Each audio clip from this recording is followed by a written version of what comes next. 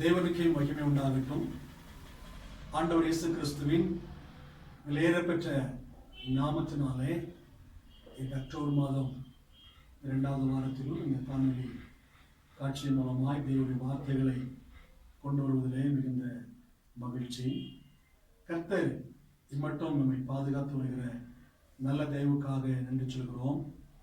ஒருபுறம் கொள்ளை நோயினுடைய தாக்கம் தேவனுடைய வார்த்தையின்படி பெருகிக் கொண்டே இருந்தாலும், மறுபுறம் கர்த்தரை துதித்து ஆராதிப்பதிலும் அநேக மக்கள் இயேசுவினுடைய அன்பை அறிந்து கொள்வதிலும் ஆண்டவர் தொடர்ந்து கிரியை செய்து கொண்டே தான் வருகிறார்.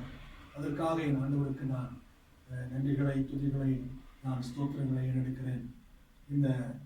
இந்த லாக்டவுன் காலத்திலும் கூட நம்முடைய திருச்சபைகளிலேயும் ஒரு சிலரை ஆண்டவருக்கு ஆதாயப்படுத்தி ஞானஸ்தானம் கொடுக்கவும் ஆண்டவர் உதவி செய்திருக்கிறார். அதற்காக தேவனுக்கு நான் நன்றி சொல்கிறேன். இந்த நாளிலுமாய் நாம் தேவனுடைய வார்த்தைக்கு நேராக நாம் கடந்து போவோமாக. நாளிலும் நாம் வாசிக்கும்படி தெரிந்து கொண்ட தேவனுடைய வார்த்தை பிரசங்கியினுடைய புஸ்தகம் 3வது அதிகாரம், பிரசங்கி 3ஆம் அதிகாரம் 11வது வசனம். அவர் சகலத்தையும் அதனதன் காலத்திலே நேர்த்தியாய் செய்திருக்கிறார். ஆமா, அவர் சகலத்தையும் அதனதன் காலத்தில் நேர்த்தியாக ஆண்டவர் செய்திருக்கிறார் என்று இந்த வேத வசனமானது நமக்கு சொல்லுகிறது. நம்முடைய வாழ்க்கையில் அநேக தேவைகள் உண்டு. நம்முடைய வாழ்க்கையில் அநேக விதமான தேவைகளோடு கூட நம்ம காத்திருக்கிறோம். என்னென்ன சில நன்மைகளுக்காக வேண்டி நம்ம காத்திருக்கிறோம், ஆசீர்வாதங்களுக்காக வேண்டி நம்ம காத்திருக்கிறோம். சில நேரங்களிலே அவைகள் நமக்கு கிடைக்க தாமதமாகும் போது நாம முறுமுறுத்து விடுகிறோம், சோர்ந்து போய் விடுகிறோம். அல்லாவிட்டால் தேவனையே நம்ம குறை சொல்லி விடுகிற சூழ்நிலைக்கு கூட நம்ம தள்ளப்பட்டு விடுகிறோம். ஆனால் அந்த வசனத்தை பாருங்க, ஆண்டவர் அதனதின் காலத்தில் அதனுடைய காரியத்தை நேர்த்தியாய் செய்திருக்கிறாராம். நமக்கு என்னது எப்ப கொடுக்கணுமோ என்பது தேவனுக்கு தெரியும். ஆமா, அவரை விட நம்முடைய தேவைகளை அறிந்த நபர் இந்த பூமியில ஒருவருமே கிடையாது. நமக்கு என்ன, எந்த வயசுல என்ன கொடுக்கணும், எந்த வருஷத்துல என்ன கொடுக்கணும், இந்த மாதத்துல என்ன கொடுக்கணும், இந்த நாளில என்ன கொடுக்கணும் என்று நமக்கான காரியத்தை அவர் முன்கூட்டியே செய்து முடித்திருக்கிறார் என்றுதான் வேதம் கூறுகிறது. கர்த்தர் எனக்காக யாவற்றையும் செய்து முடிப்பார் என்று சொல்லி. ஆமா, நமக்கான எல்லா நன்மைகளையும் ஆசீர்வாதங்களையும் ஆவிக்குரிய பூமிக்குரிய சகல நன்மைகளையும் தேவனாய கர்த்தர் ஏற்கனவே அவர் செய்து முடித்துத்தான் வைத்திருக்கிறார். அதை குறித்து அப்போஸ்தலனாகிய பவுல் ரோமருக்கு எழுதும் போது அவர் என்ன கூறுகிறார் என்று சொல்லி வாசிக்கிறேன், கேளுங்க. ரோமருக்கு அல்ல, 1 கொரிந்தியர் 2ஆம் அதிகாரம், 1 கொரிந்தியர் 2ஆம் அதிகாரம் 9ஆம் வசனம். எழுதியிருக்கிறபடி தேவன் தம்மில் அன்பு கூறுகிறவர்களுக்கு ஆயத்தம் பண்ணினவர்களை கண் காணவும் இல்லை, காது கேட்கவும் இல்லை, அவைகள் மனுஷனுடைய இதயத்தில் தோன்றவும் இல்லை என்று சொல்லி, ஏற்கனவே ஆண்டவர் தம்மிடத்திலே அன்பு கூறுகிற பிள்ளைகளுக்கு அவர் ஏற்கனவே எல்லாவற்றையும் அவர் ஆயத்தம் பண்ணி வைத்திருக்கிறார் என்றுதான் கூறுகிறது. எல்லா காரியத்தையும் தேவன் அவருடைய பிள்ளைகளுக்கு, அவருடைய அன்பு கூறுகிற மக்களுக்கு அவர் ஆயத்த செய்து வைத்திருக்கிற தேவன் என்று சொல்லி, அதனால நமக்கு என்ன வேணும், எப்ப தரணும் என்பது ஏற்ற சமயத்தில் ஆண்டவர் நமக்கு நிச்சயமாய் தருவார்.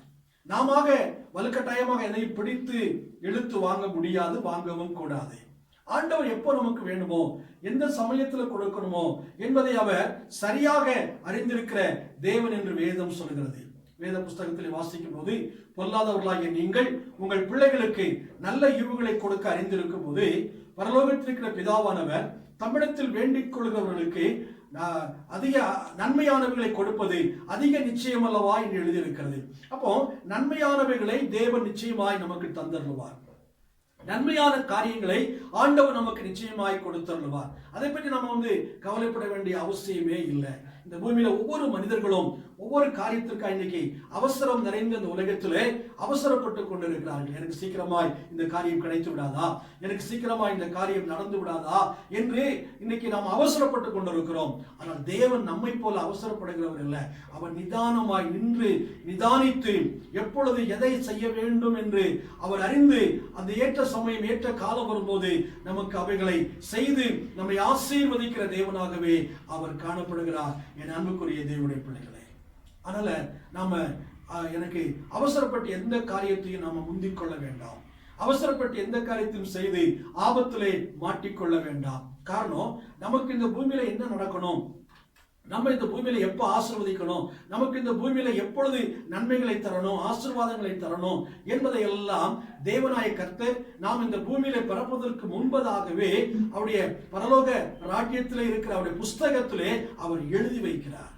ஆமா, இந்த வருடத்தில் இந்த குழந்தை பிறக்கணும், இத்தனை வருடத்துல இவன் இப்படியாய் வாழணும், இவனுக்கு இந்த வேலை கிடைக்கணும், இன்னும் படிக்கணும், இந்த வயதுல அவனுக்கு திருமணம் ஆகணும், இந்த வயதுல அவனுக்கு நன்மைகள் உண்டாக வேண்டும் என்று சொல்லி இந்த வயதில் அவன் மரிக்க வேண்டும் என்பதை எல்லாம் குறித்து முன்கூட்டியே ஆண்டவர் திட்டமும் தெளிவுமாக அவர் எழுதி வைத்துதான் ஒரு குழந்தையை இந்த பூமிக்கு அவர் அனுப்புகிறார், அல்லது பிறப்பிக்க செய்கிறார், பிறக்க வைக்கிறார்.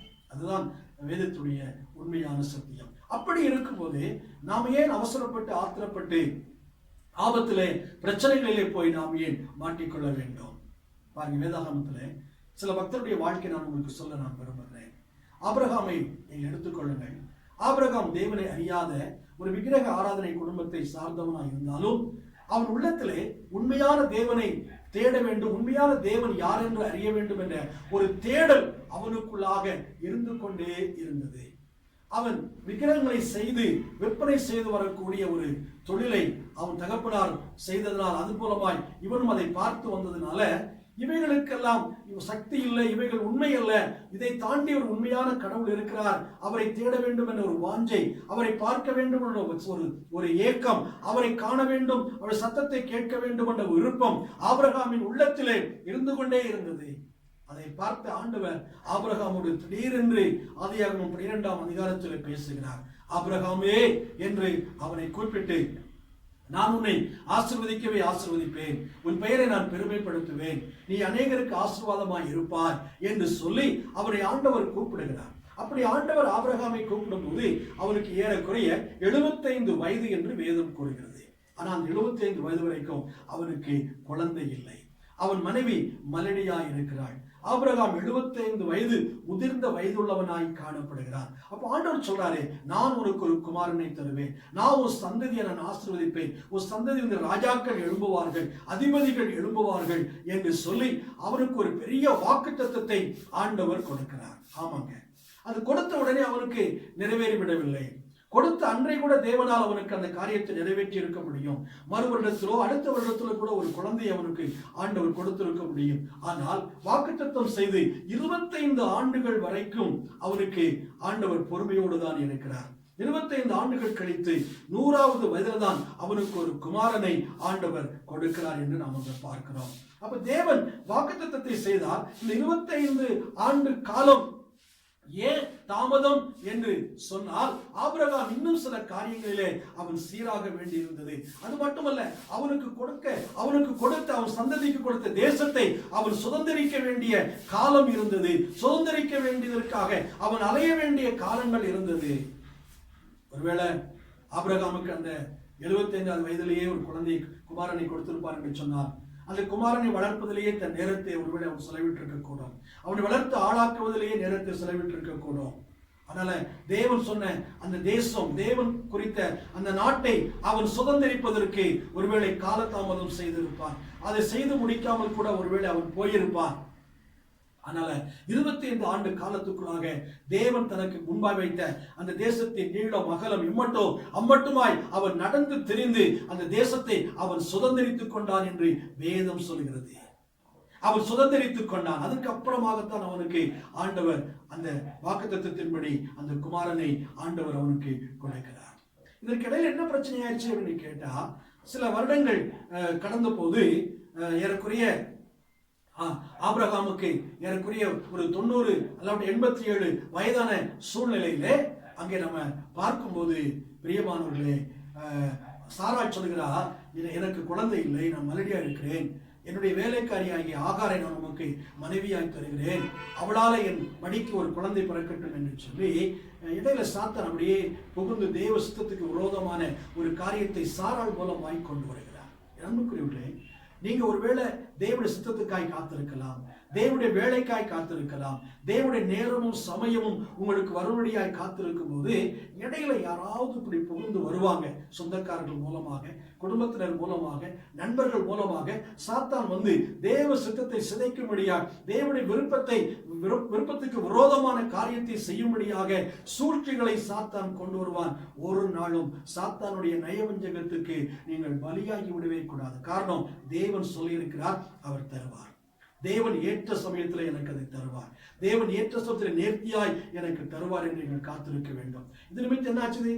ஆபிரகாம் சாராளுடைய சத்தத்துக்கு செவி கொடுக்கிறான், கொஞ்சம் விசுவாசத்துல பின்னால் போகிறான், செவி கொடுக்கிறான். அது நிமித்தமாய் ஒரு குழந்தை இந்த உலகத்திலே பிறக்கிறது. அது இன்றைக்கு வரைக்கும் உலகத்துக்கு ஒரு முள்ளாய் இருக்கக்கூடிய ஒரு சூழ்நிலை. அவன் பிறக்கும் போதே ஆண்டவர் சொல்ல, இஸ்மவேல் பிறந்த போதே ஆண்டவர் சொன்னாரே, அவன் தன் சகோதரர் எல்லாருக்கும் எதிராய் கூட இருப்பான், அவன் துஷ்டனாய் இருப்பான் என்று சொல்லி. ஆம் அன்புக்குரிய தேவனுடைய பிள்ளைகளே, இன்னைக்கு பூமியில இஸ்மவேல் என்கிற ஒரு பெரிய சந்ததி இன்றைக்கு இருக்கிறது. அவர்கள் மூலமாய் உலகத்துக்கு பெரும் வேதனைகளும் துன்பங்களும் முள்ளுகளுமாய் இருக்கக்கூடிய ஒரு சூழ்நிலையை தான் பார்க்கிறோம். காரணம், தேவ சித்தத்துக்கு, தேவனுடைய அந்த வாக்குத்தத்தத்துக்கு காத்திருக்க மனமில்லாமல் சாராள் மூலமாய் சாசாரம் செய்த ஒரு சூழ்ச்சி இன்னைக்கு உலகத்துக்கே பெரிய வேதனை. அன்புக்குரியவர்களே, தவறு செய்துவிட்டு அப்புறமாக நம்ம அழுவதிலே எந்த பலனும் கிடையாது. தேவ சித்தத்தை மீறிவிட்டு நாம் உட்கார்ந்து கவலைப்படுவதனால எந்த சித்தமும் கிடையாது. தேவனுடைய நேரம் வர்ற வரைக்கும், தேவனுடைய வேலை வர்ற வரைக்கும் நீங்க அமைதியாக நீங்கள் காத்திருந்தால் நிச்சயம் ஒரு பெரிய ஆசீர்வாதத்தை, நேர்த்தியான நன்மைகளை ஆண்டவர் உங்களுக்கு தருவார் என்பதில் எந்த சந்தேகமுமே கிடையாது. அப்படியாக நம்ம புதிய ஏற்பாட்டிலே பார்க்கும்போது கானா ஒரு கல்யாணத்துடைய சம்பவத்தை நான் உங்களுக்கு சுட்டிக்காட்ட நான் விரும்புகிறேன். அந்த இடத்துல ஆண்டவர் அந்த கல்யாண வீட்டுக்கு போயிருக்கிறார். இயேசுவின் தாயாகிய மரியாளும் அவருடைய சொந்தக்காரர்களும் அங்கே போயிருக்கிறார்கள். இயேசுவும் அவருடைய சீஷர்களும் கூட அங்கே போயிருக்கிறார்கள். அங்கே பந்தி விசாரணை நடந்து கொண்டிருக்கும் போது திராட்சரசம் குறைவுபட்டு விட்டது. நம்ம ஊர்ல இன்னைக்கு பிரியாணி கல்யாணத்துக்கு விருந்து போடுகிறோம். அதுபோல இஸ்ரேல் தேசத்துல திராட்சரசம் என்பது மிக முக்கியமான, திருமணத்திலே பரிமாறப்படுகிற திராட்சரசம் மிக முக்கியமானது. அந்த திராட்சரசத்துக்கு குறைவு வந்து விட்டது, அந்த திராட்சரசம் இல்லாமல் போய்விட்டது. உடனே மரியாளிடத்திலே வந்து சொல்கிறார்கள், திராட்சரசம் இல்லை. மரியாள் உடனே இயேசுவிடத்திலே வருகிறார். அங்கே சொல்றார், இவர்களுக்கு திராட்சரசம் இல்லை என்று சொல்லி. உடனே ஆண்டவர், அம்மா சொல்லிட்டாங்களே அப்படின்னு சொல்லி செஞ்சாரா? இல்லை. அவர் என்ன சொன்னாரு? ஸ்திரியே, எனக்கும் உனக்கும் என்ன, என் வேலை இன்னும் வரவில்லை என்று அந்த காரியத்தை, தாயினுடைய விண்ணப்பத்தை நிராகரிக்கிறார். மரியாளுடைய விண்ணப்பத்தை நிராகரிக்கிறார். நண்புக்குரியவர்களே, யார் நம்மிடத்தில் வந்து சொன்னாலும் சரி, யார் நம்மிடத்தில் வந்து விண்ணப்பம் செய்தாலும் சரி, நீங்கள் தேவ சித்தம் இல்லாத ஒரு சூழலிலே அதை நிராகரிக்க வேண்டும். தேவன் எனக்கு தருவார், தேவன் எனக்கு என்னை ஆசீர்வதிப்பார், தேவன் என்னை உயர்த்துவார், தேவன் எனக்கு நன்மையானதை நேர்த்தியாய் செய்வார், நான் அதுவரைக்கும் நான் காத்திருப்பேன் என்று சொல்லி நாம ஆண்டுடைய சித்தத்துக்கு ஒப்புக் கொடுக்கும் போது அது நேர்த்தியான நன்மையாய் இருக்கும். இயேசு சொன்னாரு, என் வேலை இன்னும் வரவில்லை என்று சொல்லி. அப்போ அந்த அற்புதத்தை செய்வதற்கு, அந்த ரசத்தை, தண்ணீரை ரசமாய் மாற்றுவதற்கு அவர் பிதாவினுடைய வேலைக்காய் காத்திருக்கிறதை நாம பார்க்கிறோம். அவர் நினைத்ததா ஒரு செகண்ட் போதும் இல்லையா, ஒரு வினாடி போதும் அல்லவா? ஆம். ஆனாலும் அவர் பிதாவுடைய சித்தத்துக்கு அவர் காத்திருக்கிறார், பிதாவுடைய சித்தத்துக்கு அவர் தன்னை அர்ப்பணித்து இருக்கிறார். அதன்படியாக வேலை வந்தபோது அந்த கற்சாடிகளிலே தண்ணீரை ஊற்ற சொன்னார். தண்ணீர் ஊற்றின போது இதை கொண்டு போய் பந்தி விசாரிப்பு காரணத்திலே கொடுங்கள் என்று சொல்கிறாரே, அதை விசாரித்து அந்த பந்தி விசாரிப்பை ருசி பார்த்து, இவ்வளவு அருமையான திராட்சரசத்தை இதுவரைக்கும் வைத்திருந்தே என்று சொல்லி அந்த கல்யாண வீட்டுக்காரனுக்கு எவ்வளவு பெரிய மேன்மையை மதிப்பு உண்டானது என்று நம்ம பார்க்கிறோம். ஆம், ஆண்டவர் இன்றைக்குமே அவசரப்பட்டு எந்த காரியத்தையுமே செய்வதில்லை. நீ அவசரப்பட வேண்டாம். உன்னுடைய அவசரத்தை புரிந்து கொண்டு சாத்தான் உள்ளே புகுவான். உன் அவசரத்தை புரிந்து கொண்டு மனிதர்கள் மூலமாய், சொந்த பந்தம் மூலமாய், தாய் மூலமாய், தகப்பன் மூலமாய், அண்ணன் தம்பி மூலமாய், அக்கா தங்கச்சி மூலமாக கூட விசுவாசானவன் தேவ சுத்தத்துக்கு விரோதமான காரியங்களை கொண்டு வருவான். அதற்கு ஒரு நாள் செவி கொடுக்காதபடி அப்பாவின் சமூகத்தில் நீ காத்திருந்து, ஆண்டவரே உடைய சித்தம் நிறைவேறட்டும் என்று சொல்லி நீ ஒப்பு கொடுத்து அமர்ந்திருக்கும் போது ஏற்ற நேரத்தில் கர்த்தர் உனக்கு நேர்த்தியான நன்மைகளை ஆண்டவர் உனக்கு செய்கிறவர் என்பதை நாட்களிலுமாய் நீங்கள் அறிந்து கொள்ள வேண்டும்.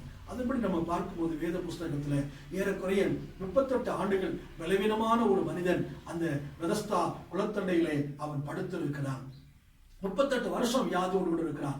ஏறக்குறைய 1/4 நூற்றாண்டுகளுக்கு மேலாய், அரை நூற்றாண்டு பக்கத்துல படுத்து அந்த வியாதியோடு கூட எனக்கு நினைச்சிருப்பான் இல்லையா, இத்தனை வருஷம் நானே வியாதி, யாராவது என்னை சுகமாக்கி விட மாட்டார்களா என்று சொல்லி இயேசு கிறிஸ்து இந்த பூமிக்கு வந்து ஏறக்குறைய அவர் 30 ஆண்டுகள் அவர் ஊழியம் செய்து கொண்டிருக்கிறார். அதற்கு முன்பாகவே அவன் வியாதிப்பட்டு விட்டான். அதற்கு முன்பதாகவே 8 வருஷத்துக்கு முன்பாக அவன் வியாதிப்பட்டு இருக்க கூடும். தேவனுக்கு தெரியும் அல்லவா, நம்முடைய ஒவ்வொருவருடைய சூழலையும் ஆண்டவருக்கு தெரியும். இந்த பூமியிலே வாழக்கூடிய 700-800 கோடி மக்களுக்கும் அதிகமானவர்கள் அவர் ஒவ்வொருடைய பெயர்களையும் ஆண்டவர் அறிந்திருக்கிறார். வேதம் சொல்கிறது, வானத்திலே நம்ம பார்க்கக்கூடிய நட்சத்திரங்கள் கொஞ்சம் தான், ஆனால் இதை தாண்டி இன்னும் பல கோடிய நட்சத்திர மண்டலங்கள் வானத்திலே இருக்கிறது என்று வானவல்லவர்கள் கூறினார்கள். வேதத்திலே வாசிக்கும் போது அவர் ஒவ்வொரு நட்சத்திரத்திற்கும் பெயரிட்டு அழைக்கிற தேவன் என்று சொல்லி வாசிக்கிறோம். ஒவ்வொரு நட்சத்திரத்தையும் பெயர் சொல்லி அவர் கூப்பிடுகிறார் என்று வாசிக்கிறோம். அப்படியானால் இந்த பூமியிலே வாழக்கூடிய அற்பம் ஒரு 700 கோடி 800 கோடி மக்களுடைய நிலைமை அவருக்கு தெரியாதா? நிச்சயம் தெரியும். அப்படியானால் அந்த வியாதிப்பட்டவருடைய நிலைமையும் தெரியும். இன்றைக்கு உன்னுடைய நிலைமையும் தெரியும். நீ தேவனை அறிந்திருக்கிறாயோ அறியவில்லையோ, இயேசுவை ஏற்றுக்கொண்டிருக்கிறாயோ ஏற்றுக்கொள்ளவில்லையோ, உன்னுடைய பலவீனங்கள் உன்னுடைய வியாதிகளை குறித்து இயேசுவானவர் அறிந்திருக்கிறார். ஆமென். அந்த 38 ஆண்டுல அவர் அன்றைக்கு அவரை தேடி வருகிறார். அவனை தேடி வந்து அவனை சுகமாக்குகிறார். அவன் பாவங்களை மன்னிக்கிறார். அவனுக்கு ஒரு மறு வாழ்வு கொடுக்கிறார். அவன் நினைச்சிருக்கலாம், இதுதான் என் வாழ்க்கை முடிஞ்சு போச்சு, நான் இங்கேயே இந்த மண்டபத்திலே கடந்து நான் செத்து உயிரோட வேண்டிய அனாதையாக நான் மறிக்க வேண்டியதான், யாரும் எனக்கு இல்லை என்று நினைத்திருக்கலாம். ஆனால் தேவனாய கர்த்தர் அவனை தேடி வந்து அந்த 38 ஆண்டு காலம் அவன் காத்திருந்தான். தேடி வந்து அவனை சுகமாக்கி அவனுக்கு ஒரு நல்ல ஒரு வாழ்வை தேவனாய கர்த்தர் கொடுக்கவில்லையா? என் நண்பர்களே, நீங்க ஒருவேளை பலகீனத்தில் பல ஆண்டுகள் இருக்கலாம். ஐயோ, இந்த வியாதி எப்பொழுது எனக்கு தீரும் என்று சொல்லி, என் சரீரத்தோட நோய் எப்பொழுது எனக்கு தீரும் என்று சொல்லி, உன் நோயை குணமாக்க தேவனுக்கு ஒரு வினாடி போதும். உன் நோய்களை சுகமாக்க ஆண்டவருக்கு ஒரு வார்த்தை போதும். ஆனால் ஏன் இத்தனை ஆண்டுகள் உன் வியாதி உன்னை விட்டு போகவில்லை? இத்தனை ஆண்டுகள் ஏன் உன் வியாதியிலிருந்து உன்னை ஆண்டவர் குணமாக்கவில்லை? நீ குணமாவதற்கென்று ஒரு நேரம் இருக்கிறது. நீ சுகமாக வேண்டும் என்று ஒரு நேரம் இருக்கிறது. நீ இன்னும் மனம் திரும்ப வேண்டும். நீ இன்னும் சரியாக வேண்டும். நீ இன்னும் பரிசுத்தமாக வேண்டும். நீ இன்னும் உன் பாவங்களை விட்டு வெளியிலே வர வேண்டும். அப்பதான் அவனை சுகமாக்கினார். நீ ஆண்டவருக்காய் வாழ்வாய் என்பதை தேவன் அறிந்திருக்கிறார். நீ மனம் திரும்பாத பட்சத்துல, உன் பாவத்தை விடாத பட்சத்துல, இன்னும் பரிசுத்தமான வாழ்க்கைக்குள் வராத பட்சத்துல, இன்னும் நீ இயேசுவை விசுவாசிக்காத பட்சத்துல உனக்கு ஒரு அற்புதத்தை தேவன் செய்தார் என்று வைத்துக் கொள்வோம். நீ மறுபடியும் உன் பாவ வாழ்க்கைக்குள் போவாய். மறுபடியும் நீ பாவம் செய்து நீ தேவனை நீ துக்கப்படுத்தக்கூடிய ஒரு வாழ்க்கைக்குள் நீ ஒருவேளை நீ கடந்து போய்விடலாம். அதனாலதான் ஆண்டவர் நீ மனம் திரும்ப வேண்டும் என்று ஆண்டவர் உன்னிடத்திலே பொறுமையா இருக்கிறார். இயேசு கிறிஸ்துவை குறித்து அவர் வருகை குறித்தும் அப்போஸ்தலனாகிய பேதுரு எழுதும் போது இப்படித்தான் அவர் எழுதுகிறார். அவர் தம்முடைய வருகை குறித்து தாமதமாயிராமல் எல்லாரும் மனம் திரும்பி ரட்சிக்கப்பட வேண்டும் என்பதை குறித்து அவர் தாமதிக்கிறார் என்று சொல்லி, இன்றைக்கும் இந்த உலகத்தை ஒரு செகண்டுக்குள் ஆண்டவருக்கு முடிவை கொண்டு வர முடியும். இந்த உலகத்தை ஒரு நிமிடத்தில் அழித்து ஒரு புதிய ராஜ்யத்தை சிருஷ்டிக்க தேவனால முடியும். ஆனால் ஏன் ஆண்டவர் தாமதம் பண்றார்? இந்த பூமியிலே வாழக்கூடிய ஒருவராவது நரகத்துக்கு போய்விடக்கூடாது, ஒரு மனிதனாவது இயேசுவை அறியாமல் ரட்சிக்கப்படாமல் மரித்து விடக்கூடாது என்று சொல்லி எல்லா மக்களும் மனம் திரும்ப வேண்டும் என்று சொல்லி ஆண்டவர் நீடிய பொறுமையோடு காத்திருக்கிறார். அரச முதல் ஆண்டி வரை வல்லரசு நாடுகளின் அதிபதிகள், ஜனாதிபதிகள், பிரதம மந்திரிகள், அமைச்சர்கள், ஆமென் ஸ்தோத்திரம், எம்பிக்கள், எம்எல்ஏக்கள், சாதாரண மக்கள் ஒவ்வொருவரும் மனம் திரும்பி இயேசுவாகிய இரட்சகரை தன் வாழ்க்கையில் ஏற்றுக்கொண்டு நித்திய ராஜ்யத்தை அடைய வேண்டும் என்ற நோக்கத்திற்காகவே ஆண்டவர் தாமதம் செய்து கொண்டு வருகிறார் என்றுதான் வேதம் கூறுகிறது. அன்புக்குரியவர்களே, இதுபோல நம்ம அநேக விஷயங்களுக்காக காத்திருந்து நீங்கள் சோர்ந்து போனீர்களோ? சோர்ந்து போக வேண்டாம். இன்னைக்கு நிறைய பேர் திருமணமான மக்கள் என்ன சொல்றாங்க? ஐயோ, திருமணமாகி எனக்கு 10 வருஷம் ஆயிடுச்சு, 5 வருடம் ஆகிவிட்டது, இன்னும் எனக்கு குழந்தை இல்லையே என்று சொல்லி நிறைய பேர் கலங்குகிறார்கள். வேதத்திலிருந்து ஒரு வசனத்தை நான் உங்களுக்காக வாசிக்க நான் விரும்புகிறேன். பாருங்க, யாத்திராகமத்தின் புஸ்தகம் 23ஆம் அதிகாரத்தை நம்ம எடுத்துக்கொள்வோமானால், யாத்திராகமம் 23வது அதிகாரத்தை நாம் எடுத்துக்கொள்வோமானால் 26வது வசனம் சொல்கிறது, கர்ப்பம் விழுகிறதும் மலடும் உன் தேசத்தில் இருப்பது இல்லை. கர்ப்பம் விழுகிறதும் மலடும் உன் தேசத்தில் இருப்பது இல்லை என்று சொல்லி. ஆமா, தேவனுடைய பிள்ளைகளாகிய நாம் ஒருவராவது மலராய் இருக்கக்கூடாது, இருப்பது இல்லை என்று தேவன் வாக்குத்தத்தம் செய்திருக்கிறார். அப்படியானால் நாம ஏன் இப்படி குழந்தை பாக்கியம் இல்லாமல் இருக்கிறோம் என்று ஒரு வழி நினைக்கலாம். உனக்கு ஒரு குழந்தையை தர வேண்டும் என்பது தேவனுடைய விருப்பம் தான். நீங்கள் மலடா இருக்கக்கூடாது என்பது தேவனுடைய விருப்பம் தான். வேதம் என்ன சொல்கிறது? பரிசுத்தமான சந்ததியை பெரும்படியாகத்தானே தேவன் திருமணத்தை ஏற்படுத்தினார் என்று சொல்லி. அப்படியானால் ஒரு பரிசுத்தமான சந்ததி நிச்சயம் உனக்கு உண்டு. ஒரு கர்ப்பத்தின் கனி நிச்சயம் உனக்கு உண்டு. நீ தேவ சமூகத்திலே நீ காத்திருக்க வேண்டும். அந்த நேரம் வர்ற வரைக்கும் நீ காத்திருக்க வேண்டும். நீ அவசரப்பட்டு விடக்கூடாது, ஆத்திரப்பட்டு விடக்கூடாது. அன்புக்குரியவர்களே, இன்னைக்கு திருமணமானவர்களுக்கு கவலை அதுதான். திருமணமான மறுவருடமே எனக்கு ஒரு குழந்தை பிறந்துடாதா என்று சொல்லி தாத்தா பாட்டி சொல்றாங்க, எனக்கு ஒரு பேரன் பிறந்துட மாட்டானா, பேத்தி பிறந்துட மாட்டான், அவசரப்படுறாங்க. உங்க அவசரத்துக்கெல்லாம் ஆண்டவர் ஆள் அல்ல. நீங்கள் தேவனுடைய சித்தத்துக்கு அர்ப்பணித்து அவருடைய நேரத்துக்கு நீங்கள் காத்திருந்தால் ஏற்ற சமயத்துல நல்ல கர்ப்பத்தின் கனிகளை ஆண்டவர் உங்களுக்கு தந்து உங்களுடைய குடும்ப வாழ்க்கையிலே ஆசீர்வாதத்தை கொடுக்க தேவன் வல்லமை உள்ளவராய் ஆண்டவர் காணப்படுகிறார். தேவனுக்கு மகிமை.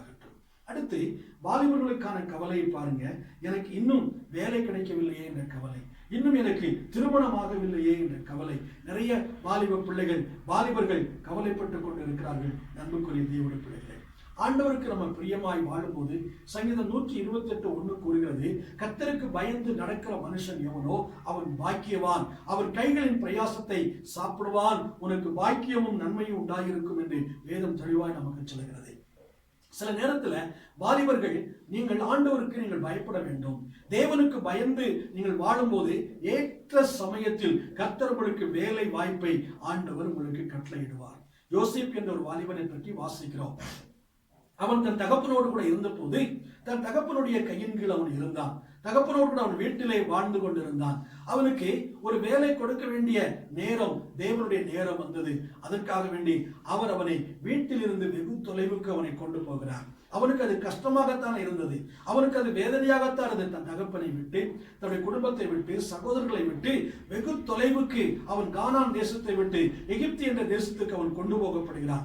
அங்கு போய் 13 ஆண்டுகள் அவன் உபத்திரவத்தின் குகையிலே புடமிடப்பட்டுக் கொண்டிருக்கிறான். பிரியமானவர்களே, கடைசியாக அவருக்கு உன்னதமான நேர்த்தியான ஒரு வேலை கொடுக்க வேண்டிய தேவனுடைய நேரம் வந்தது. வேதம் சொல்கிறது, சிறைச்சாலையிலிருந்து கர்த்தர் அவனை புறப்பட பண்ணினார் என்று சொல்லி.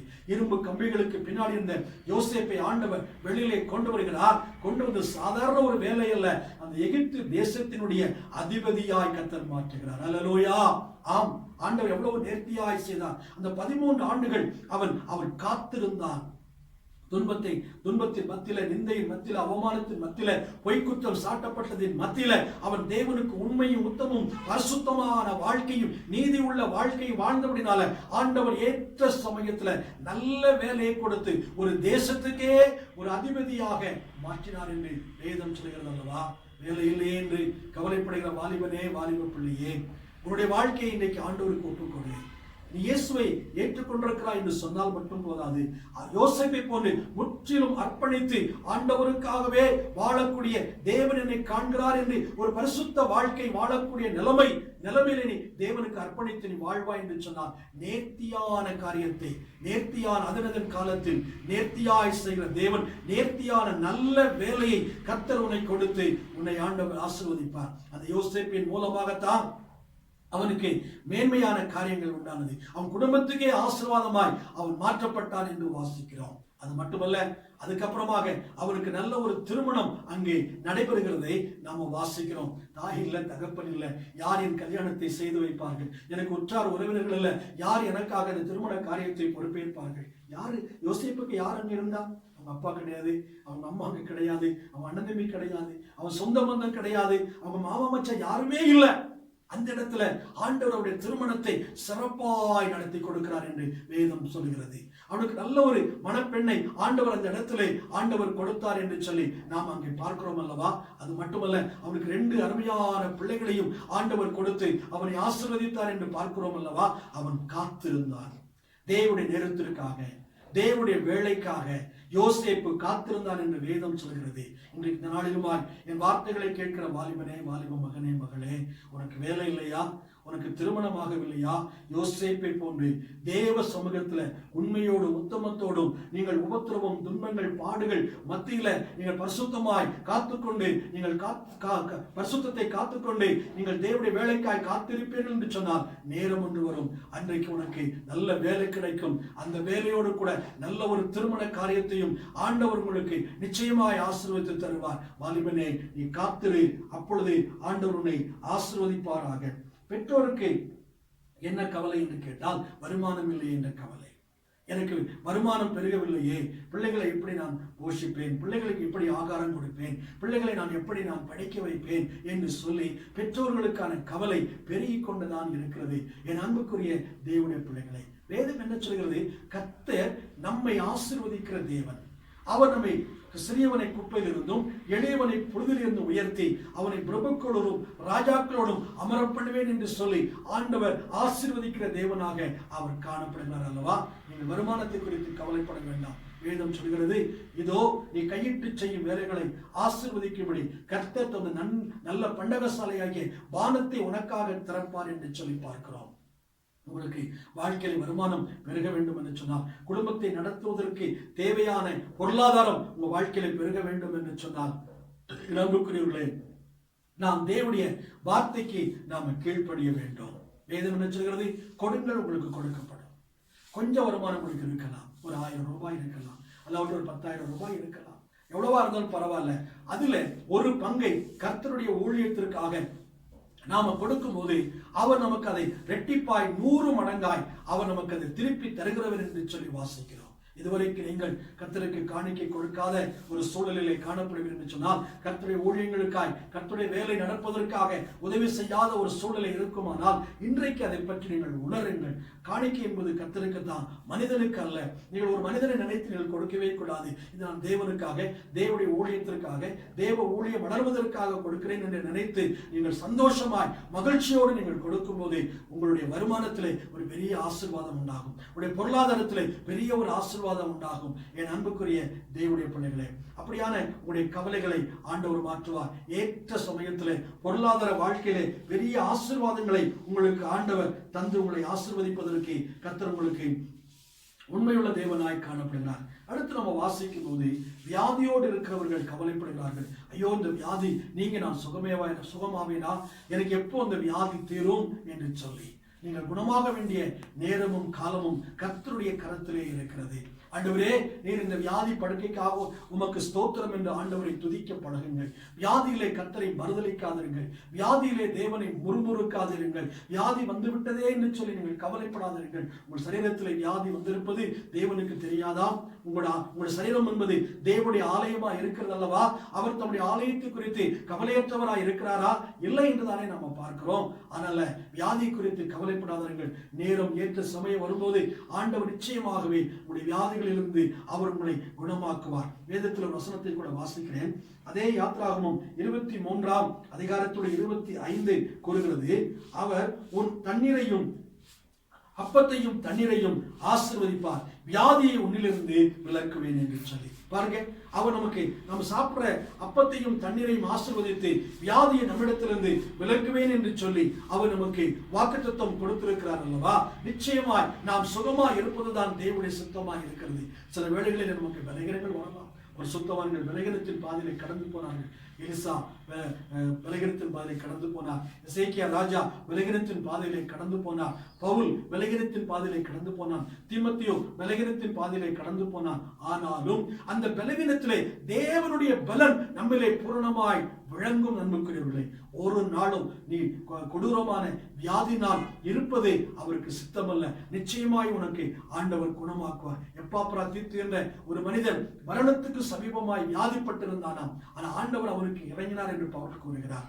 அவனுக்கு இறைவன் மாத்திரமல்ல, துக்கத்தின் மேல் துக்கம் வராதபடி எனக்கும் இறங்கினார் என்று கூறுகிறார். கர்த்தர் வியாதியோடு இருக்கிற உனக்கு இரக்கமுள்ள தேவனாய் இருக்கிறார். வியாதியிலே கஷ்டப்படுற உன்னை கண்டு ஆண்டவர் இரக்கம் பாராட்டுகிறவராய் இருக்கிறார். இந்த நாளிலுமாய் நீ தேவனுக்கு முற்றிலுமாய் அர்ப்பணித்து, ஆண்டவரே, இந்த வியாதிக்காக உமக்கு ஸ்தோத்திரம், இந்த பலவீனத்துக்காக உமக்கு ஸ்தோத்திரம் என்று உன் சரீரத்தில் என்ன வியாதி இருக்கிறதோ அந்த வியாதியின் பெயரை சொல்லி இந்த பலவீனத்துக்காய், இந்த வியாதிக்காய் ஸ்தோத்திரம் ஸ்தோத்திரம் ஸ்தோத்திரம் என்று நீ ஆண்டவரை ஒவ்வொரு நாளும் நீ ஸ்தோத்திரிப்பாய் என்று சொன்னார். நிச்சயமாக ஆண்டவர் உனக்கு இறங்குவார். உன் வியாதியிலிருந்து உனக்கு பூர்ணமான விடுதலை, பூர்ணமான சுகத்தை தேவனாய கர்த்தர் உன்னை கொடுத்து உன்னை ஆசீர்வதிப்பதற்கு அவர் வல்லமை உள்ள தேவனாக காணப்படுகிறார். பிரியமான கர்த்தருடைய பிள்ளைகளே, இன்னும் அநேகர் ரொம்ப வயசாயிட்டுனா நிறைய பேர் நினைக்கிறாங்க, ஐயோ நான் இன்னும் நான் இந்த உலகத்திலே வாழ்றேன், சீக்கிரமா எனக்கு ஒரு மரணம் வராதா என்று சொல்லி அநேகர் வந்து கவலைப்பட்டுக் கொண்டிருக்கிறாங்க. உன் மரண நாளும் கூட ஏற்ற சமயத்திலே நடைபெறும். நீ மரிக்க வேண்டும் என்பது எந்த நாளிலே எந்த வயதிலே மரிக்க வேண்டும் என்பது தேவனுக்கு தெரியும். நீ அவசரப்படும் போதெல்லாம் உன்னை மரணத்துக்குள் கொண்டு போவதற்கு அவர் ஆள் அல்ல. நீ உனக்கான மரண நாள் குறித்து அவருக்கு தெரியும். ஆம் பிரியமானவர்களே, வேதம் சொல்கிறது, நீதிமானை நன்றாய் கவனித்து பார், அந்த மனிதனுடைய முடிவு சமாதானம் என்றுதான் வேதம் சொல்கிறது. உனக்கு சமாதானமான ஒரு முடிவை ஆண்டவர் நிச்சயமாய் தருவார். ஒரு காரியத்தின் துவக்கத்தை விட முடிவு நல்லது என்று வேதம் சொல்கிறது. அதனால வியாதியோடு பல வருஷம் படுக்கையில் இருக்கிறேனே, பல வருஷமாய் எழுந்து நடக்க முடியவில்லையே, பல வருஷமாய் பலகீனமாய் இருக்கிறேனே, சீக்கிரமாய் மரித்தால் தேவராஜ்யத்துக்கு செல்லலாமே என்று நினைக்கிறார். ஆனால் அதற்கும் தேவனுடைய நேரம், தேவனுடைய சமயம் வர வேண்டும். நேர்த்தியான மரணத்தை கர்த்தர் ஒவ்வொருவருக்கும் ஆண்டு வைத்திருக்கிறார். ஆண்டுடைய வருகை தாமதிக்குமானால் நல்ல ஒரு மரணம், சமாதானமான ஒரு முடிவு, சமாதானமான ஒரு மரணத்தின் வழியாக தேவராஜ்யத்தில் கடந்து போக ஆண்டவர் நிச்சயம் கிருபை செய்வாராக. எந்த மனிதனும் மரணத்துக்கு தப்பி வைக்க முடியாது. மரணம் இல்லாமல் இந்த பூமியிலே நெடுநாள் நம்மால் வாழ முடியாது. ஒருவேளை கர்த்தருடைய வருகை இருக்குமானால், அவருடைய வருகையில நம்ம எடுக்கப்படுவோமானால் மரணம் இல்லாமல் கடந்து போகலாம். தாமதிக்குமானால் நிச்சயமாய் ஒவ்வொருவருக்கும் மரணம் உண்டு. அது எந்த வயசு, எப்போ, எந்த நேரம் என்பது தேவனுக்கு தான் தெரியும். அதனால அதனதின் காலத்தில் அதனதின் காரியத்தை நேர்த்தியாய் செய்திருக்கிற தேவனாய் கர்த்தர் இந்த நாளிலுமாய் உங்களுடைய காரியங்களையும் நேர்த்தியாய் அதனதின் காலத்தில் செய்து கர்த்தருடைய ஆசீர்வதிப்பாராக. கவலைப்படாதீர்கள். ஜெபிங்க, துதிங்க, காத்திருங்க. ஜெபிங்க, துதிங்க, காத்திருங்க. கர்த்தருடைய ஆசீர்வதிப்பாராக. God bless you. ஜெபம் பண்ணலாம். நல்ல பிதாவே, நன்றியோடு நம்மளை துதிக்கிறோம், ஸ்தோத்திரிக்கிறோம். ஆண்டவரே, இந்த ஆராதனை வேலைக்காக நன்றி சொல்கிறோம். இந்த நாளிலுமாய் இந்த காணொலி காட்சி மூலமாய் இந்த வார்த்தைகளை எங்களோடு நீ பேசுவதற்காக நன்றி ஆண்டவரே. கர்த்தாவே, நாங்கள் உண்மை துதிக்கிறோம். ஆண்டவரே, இந்த பிரசங்கி 3:11 படியாய் கர்த்தர் அதனதின் காலத்தில் அதனதின் காரியத்தை நேர்த்தியாய் செய்திருக்கிறார் எழுதியிருக்கிற வார்த்தையின்படி கர்த்தாவே, நீ எங்களுக்கான காரியத்தை நேர்த்தியாய் நீ செய்திருக்கிற தெய்வம் ஐயா. ஒவ்வொரு காரியத்திற்கும் ஒரு காலம் உண்டு, ஒவ்வொரு காரியத்துக்கும் ஒரு நேரம் உண்டு என்று வேதம் எங்களுக்கு சொல்வதற்காக நன்றி அப்பா. நாங்கள் அவசரப்படுகிறபடி அல்ல, நாங்கள் ஆத்திரப்படுகிறபடி அல்ல, நாங்கள் விரும்புகிறபடி அல்ல. நீர் எங்களுக்கு எப்பொழுது எண்ணத்தை தர வேண்டும், எதை கொடுக்க வேண்டும் என்பதை ஆண்டவரே உம்முடைய சமூகத்தில் நாங்கள் வைக்கிறோம். ஆண்டவரே, இந்த வாழ்க்கையிலே கர்த்தர் எங்களுக்கு தர வேண்டிய நன்மைகளை நிச்சயமாய் தருவேன். திருமணமான பிள்ளைகளுக்கு நிச்சயமாய் ஆண்டவரே கர்ப்பத்தின் கனிகளை ஏற்ற சமயத்திலே தருவேன். வாலிபர்களுக்கு ஏற்ற வேலையையும் அவர்களுக்கு திருமண காரியங்களையும் ஏற்ற சமயத்தில் நீ செய்வேன். பெற்றோர்களுக்கு குடும்பத்தை நடத்துவதற்கான நல்ல வருமானத்துக்கான வழிகளை என் ஆண்டவர் நிச்சயமாய் திறப்பேன். வியாதிப்பட்டிருக்கிற ஒவ்வொருவருக்கும் அந்த வியாதியின் காலத்திலிருந்து அவர்கள் விடுதலை சுகமடைய நீ நிச்சயமாய் ஒரு காலத்தை குறித்திருக்கிறேன். மரண நேரத்தை வயதான காலத்தில் எனக்கு மரணம் வராதா என்று காத்திருக்கிற பிள்ளைகளுக்கு ஏற்ற சமயத்தில் அந்த மரணங்கள் ஆண்டவர் கர்த்தா மரணத்தின் மூலமாய் அவர்கள் தேவ ராஜ்யத்தில் செல்வதற்கு உதவி செய்வதற்காக நாம் உமக்கு நன்றி சொல்றோம் ஐயா. இந்த வார்த்தைகளை கேட்கிற ஒவ்வொருவரையும் கர்த்தர் ஆசீர்வதிங்க. எல்லா முறுமுறுப்புகள், எல்லா குறை சொல்தல்கள், எல்லா விதமான ஆண்டவருடைய வேதனைகள் ஒவ்வொரு உள்ளத்தை விட்டு மறைந்து போகட்டும் ஐயா. எல்லாவற்றிற்காகவும் தேவனை துதித்து பொறுமையோடு யோசேப்பை போன்று, ஆபிரகாமை போன்று, ஈசாக்கை போல் ஆண்டவரே கர்த்தாவே காத்திருக்க ஆண்டவரின் கிருபை செய்ய வேண்டும் என்று பிதாவே நாங்கள் ஜெபிக்கிறோம். நாமத்தில் ஆசீர்வதிக்கிறோம், ஆசீர்வதிக்கிறோம். நன்றி ஆண்டவரே. கர்த்தாவை தொடர்ந்து நீங்க காத்துக்கொள்ளுங்க. உங்க நாமம் மகிமைப்படட்டும். God bless you. இயேசுவின் நாமத்தில் ஜெபிக்கிறோம் பிதாவே. ஆமென், ஆமென். இந்த காணொளி காட்சியை பார்க்கிற ஒவ்வொருவரையும் நான் வாழ்த்துகிறேன். இந்த செய்தி அநேகருக்கு அறிமுகம் செய்து வையுங்கள். இந்த செய்தி உங்களுக்கு பிரயோஜனமா இருந்தால் உங்களுடைய கமெண்ட்ல எங்களோடு கூட நீங்கள் பகிர்ந்து கொள்ளலாம். இந்த செய்தியை சப்ஸ்கிரைப் பண்ணுங்கள். கர்த்தருடைய ஆசீர்வதிப்பாராக. ஆமென்.